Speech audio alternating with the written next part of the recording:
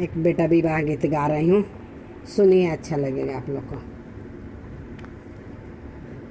राजा दशरथ जी के चारी हो लाला नावा, अरे चारू के कोयले बिया, चारों के कोयले बिया।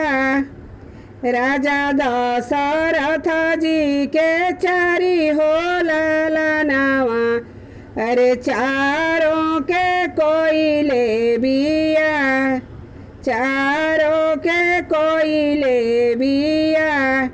कोई के बिया राजा घर के लौटले हो, अरे भइले दुवरिया पर ठाड़, अरे भइले देवरिया पर ठाड़। भीतरा से निकले ली रानी कोई कोइया हो, अरे सुना राजा और जहामार। भीतरा से निकले ली रानी कोई कोइया हो, सुना राजा और जहामार, सुना राजा और जहामार। राम को तिलक भरत के लगावा हो, अरे राम जी के भेजबाना बस, राम जी के भेजबाना बस।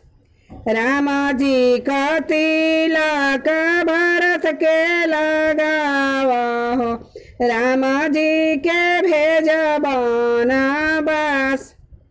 एतानी बचन जब सुन राजा दशरथ, अरे गइले डेहर पर मुरझाई, अरे गइले दुवरिया पर मुरझाई।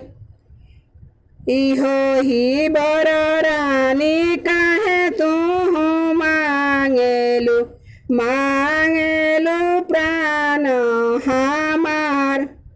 इहो ही बर काहे मांगू मोरी रानी हो, अरे मांगिले तू कर जवानी काल, अरे मांगिले तू हमारो ही प्राण। भीतरा से निकले ली माई कौशल्या हो, अरे नयना से नीर बहाय, अरे नयना से नीर बहाय। जवन मोरे राम हो आँखी के पुतरिया हो, अरे उहो कैसे जइहे बनवास। जहु मोरे राम हो आँखी के पुतरिया हो, अरे उहे राम जइहे बनवास। अरे उन्हें कैसे भेजबी बनवास। एतानी बचन जब सुने ले राम हो, अरे माई बाबा के लगे समुझाई। एतानी बचन जब सुने ले राम हो, माता पिता के लगे समुझाई, माई बाप के लगे समुझाई।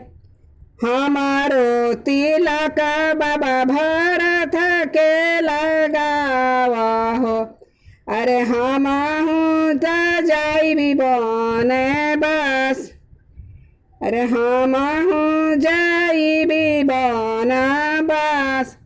एतानी बचन जब सुनाही सीता हो, अरे सुन स्वामी और जहामार, अरे सुन स्वामी और जहामार।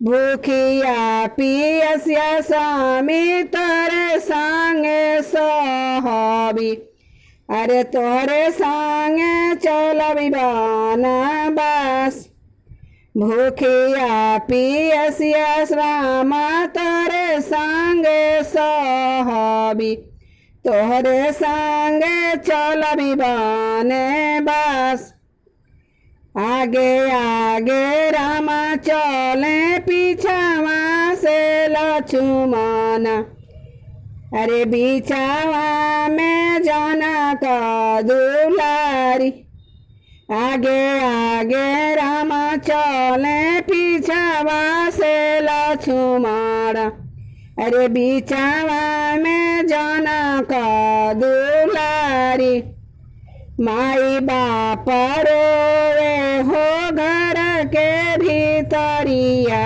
हो अरे रोवे अवधापुर के लोग माई बाप रोवे हो घर के भीतरिया हो अरे रोवे अवधापुर के लोग आंगना में रोवे हो तुलसी के पेड़ावा हो तीनों चना चले बनवास आंगना में रोवे हो तुलसी के पेड़ावा हो अरे तीनों जाना चले बनवास तीनों जाना चले बनवास।